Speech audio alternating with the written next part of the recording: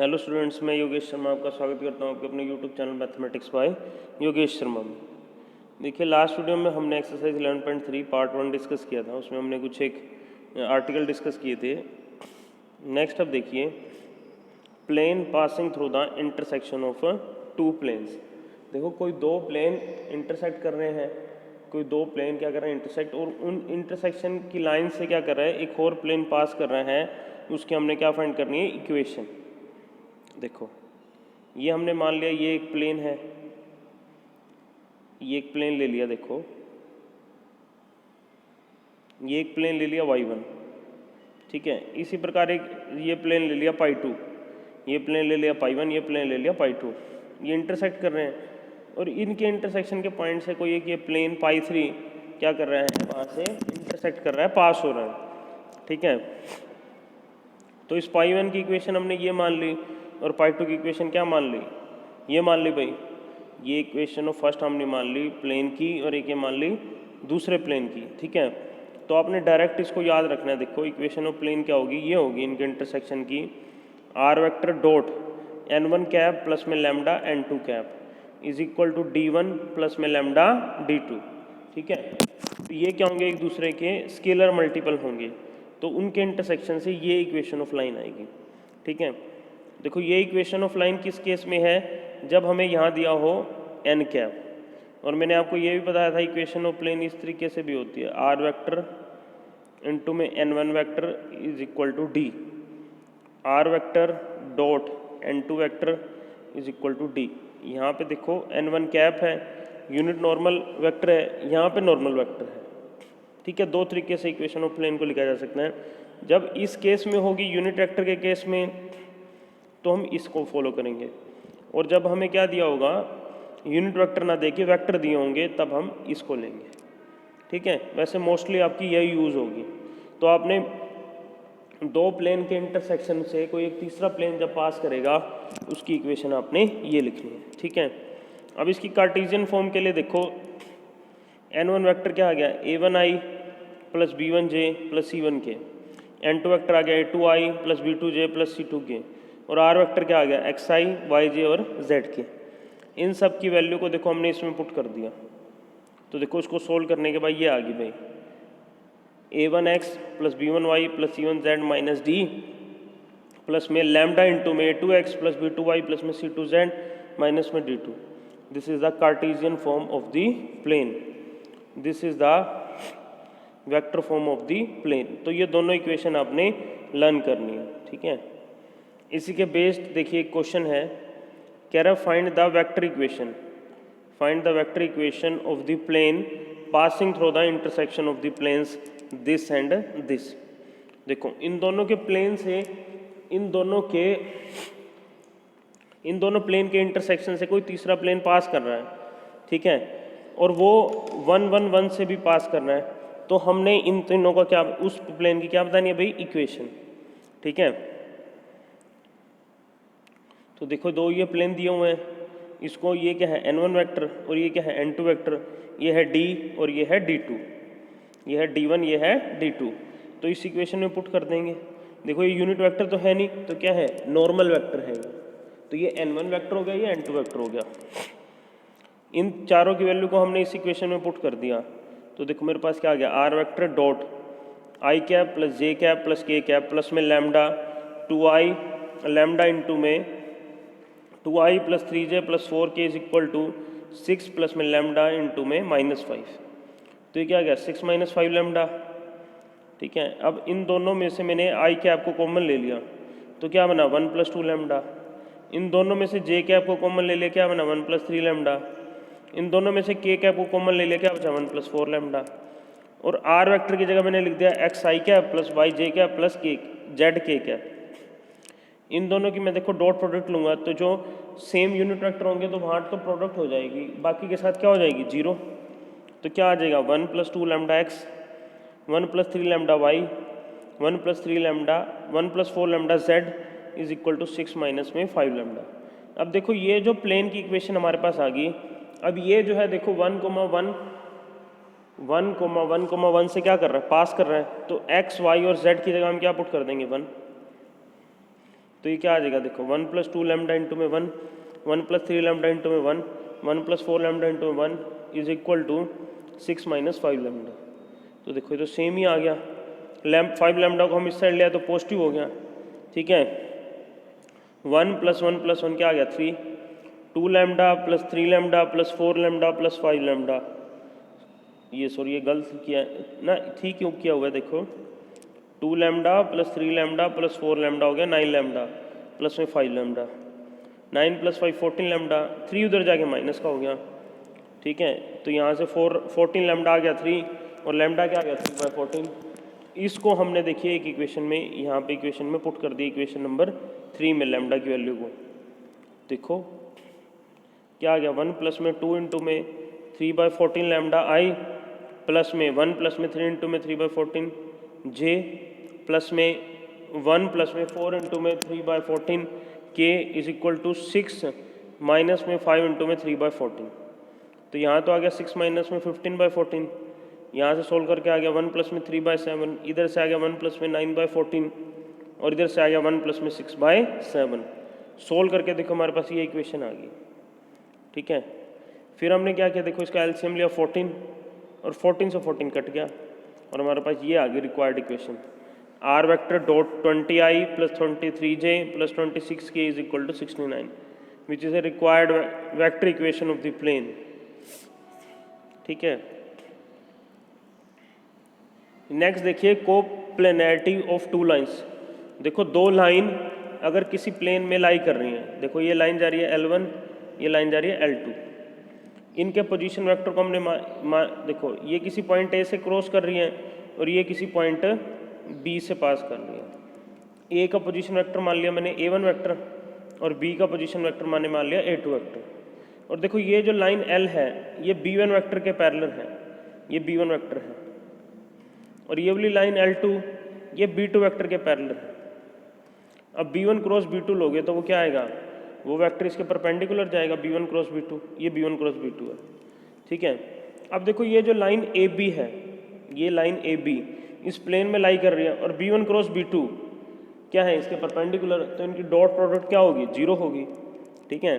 तो B1 AB की length कैसे निकलेगी, A2 माइनस में A1, और ये है B1 क्रॉस B2, इनकी डॉट प्रोडक्ट क्या होनी चाहिए, 0।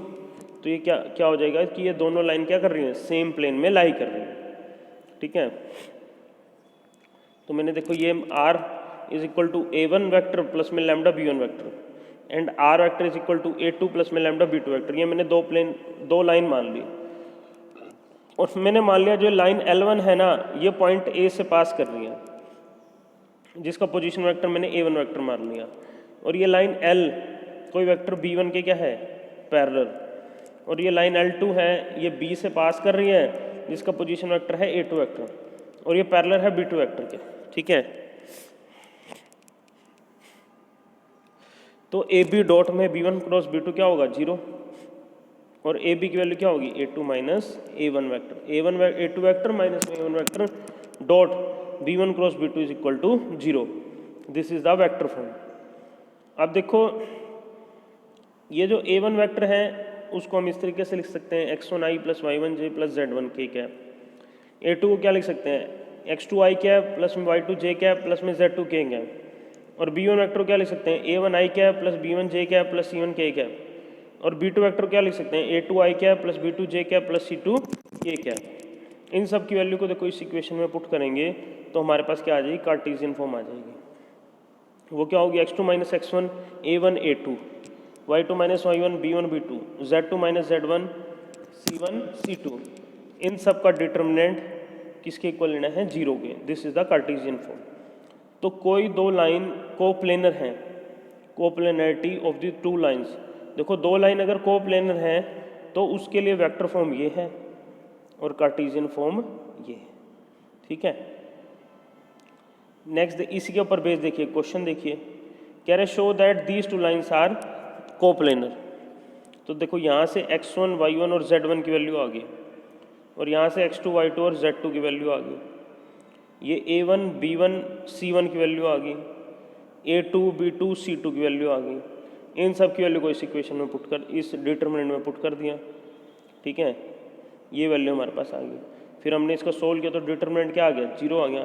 तो इससे हमें क्या पता लगा, ये जो लाइन L1 और L2 है ये क्या है, कोप्लेन। बहुत ही सिंपल क्वेश्चन है, बस आपको अगर आर्टिकल समझ आ गए इनके, अगर आपको आर्टिकल समझ आ गए और सभी जितने भी आर्टिकल हैं उनकी वेक्टर इक्वेशन और कार्टेशियन इक्वेशन, 6 ही आर्टिकल हैं, 6 आर्टिकल की वेक्टर इक्वेशन और कार्टेशियन फॉर्म, वेक्टर फॉर्म और कार्टेशियन फॉर्म दोनों आपको समझ आ जाती है, तो इसमें से एक भी नंबर आपका नहीं कटेगा। उसके बाद देखिए एंगल बिटवीन टू प्लेन, ये ड्यू टू कोविड-19 हमारा कट हो चुका है, ठीक है, तो इसको हम नहीं करेंगे। एक लास्ट आर्टिकल है distance of a point from a plane, distance of a point from a plane. देखो ये कोई प्लेन है π1, ये कोई पॉइंट है x1 y, p कोई पॉइंट है x y और z, इसका परपेंडिकुलर डिस्टेंस, ये प्लेन देखिए इस तरीके से लिखा हुआ है, ये आपका चेहरा है और ये क्या है, मिरर है। मिरर में देखते हैं ना इस तरीके से सीधा रखा हुआ है ये, ठीक है। Distance of a point from a plane, इसको ध्यान से समझना भाई। देखो consider a plane, consider a point P with the position vector A vector. जो ये पॉइंट P हमने लिया, इसका पोजीशन वेक्टर क्या है, A वेक्टर, और ये प्लेन π1 है जिसकी इक्वेशन हमें क्या दी है, क्या ली हुई है, r vector dot n vector is equal to d। तो परपेंडिकुलर डिस्टेंस देखो कैसे निकलेगा, A vector dot n vector minus में d, d यहाँ से आ जाएगा, इनका मोड अपॉन में मैग्नीट्यूड ऑफ n वेक्टर, ठीक है। ये परपेंडिकुलर डिस्टेंस निकलेगा किसी पॉइंट का और किसी प्लेन के बीच में। अगर ये पॉइंट क्या हो जाए, ओरिजिन हो जाए, अगर ये पॉइंट क्या हो जाए, origin, means perpendicular distance of a plane from the origin. अगर ये ओरिजिन हो गया तो ए वेक्टर क्या हो जाएगा, 0 हो जाएगा, 0 dot n vector minus d का मोड अपॉन में n वेक्टर का मैग्नीट्यूड, ये मैग्नीट्यूड है भाई। तो 0 की n वेक्टर से मल्टीप्लाई करेंगे क्या आ जाएगा, 0 ही आ जाएगा, और माइनस d का मोड लो क्या आ जाएगा, प्लस d। मीन्स अगर परपेंडिकुलर डिस्टेंस किसी प्लेन का ओरिजिन से फाइंड करेंगे तो d का मैग्नीट्यूड क्या आएगा, वही सेम ही वैल्यू आएगी अपॉन में n वेक्टर का मैग्नीट्यूड, ठीक है। अब देखिए जैसे प्लेन की इक्वेशन हमें ये दी हुई है तो ये दो फॉर्मूला चलेंगे, ठीक है। अगर प्लेन की इक्वेशन हमें ये दे दे, n वेक्टर की जगह क्या दे दे, n कैप दे दें, तो बस n वेक्टर की जगह हम क्या कर देंगे, n कैप कर देंगे। तो परपेंडिकुलर क्या हो जाएगा, distance a vector dot n cap minus में d वेक्टर का मैग्नीट्यूड अपॉन में n कैप का मैग्नीट्यूड। देखो n कैप क्या है, यूनिट वेक्टर, तो इसका मैग्नीट्यूड क्या आएगा, 1 आएगा, तो ऊपर वाला ही हो जाएगा बस। अगर ओरिजिन से बात करेंगे तो a वेक्टर की जगह क्या आ जाएगा, 0, 0 डॉट n कैप क्या होगा, 0, d का मैग्नीट्यूड अपॉन में n magnitude cap, n cap का मैग्नीट्यूड क्या आएगा, 1 आएगा, तो मीन्स वो क्या आ जाएगा, d ही आ जाएगा, ठीक है। चलिए इसी के ऊपर, अच्छा इसकी कार्टेशियन फॉर्म भी है। कार्टेशियन फॉर्म में देखो a वेक्टर ये दिया हुआ है, n वेक्टर ये दिया हुआ है, बस इसको पुट करके आप कार्टेशियन फॉर्म निकाल सकते हो, ठीक है। इसके ऊपर बेस्ड क्वेश्चन देख लो, एग्जांपल नंबर 24 कहता है find the distance of a point this from the plane this. देखो ये प्लेन है, ये पॉइंट है, तो ये क्या आ जाएगा, इसका a वेक्टर की फॉर्म में लिख सकते हैं 2i cap plus 5j cap minus 3k cap, और यहाँ पे n वेक्टर क्या है, 6i cap minus 3j cap plus 2k cap, और यहाँ पे जो d की वैल्यू है वो क्या है, 4।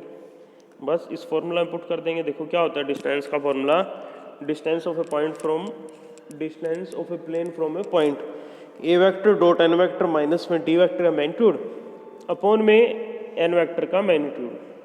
a वेक्टर पुट कर दिया, n वेक्टर पुट कर दिया, d की वैल्यू पुट कर दी, तो 2 इंटू में 6 12, 5 इंटू में माइनस 3 माइनस 15, माइनस 3 इंटू में 2 माइनस 3 इंटू में 2 माइनस 6 माइनस 4 का मैग्नीट्यूड अपॉन में, देखो 6 का स्क्वायर प्लस में माइनस 3 का स्क्वायर प्लस में 2 का स्क्वायर, क्या वैल्यू आ गई, 6 का स्क्वायर 36, माइनस 3 का स्क्वायर 9, 2 का स्क्वायर 4, तो देखो हो जाएगा 12 माइनस 25 का मोड अपॉन में स्क्वायर रूट ऑफ 49, क्या आ जाएगा 13/7।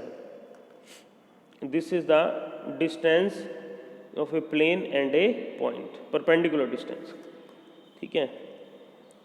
नेक्स्ट देखिए क्या है, angle between line and a plane, ये भी हमारा सिलेबस से कट चुका है तो ये नहीं करना, और इससे रिलेटेड एग्जाम्पल भी आपने नहीं करने, ठीक है। उसके बाद देखिए एक्सरसाइज है। एक्सरसाइज में देखिए जो angle between line and a plane and angle between two planes, इसके क्वेश्चन को छोड़ के बाकी जितने भी क्वेश्चन हैं आपने सभी के सभी क्वेश्चन ट्राई करने हैं। 14 क्वेश्चन हैं, ठीक है।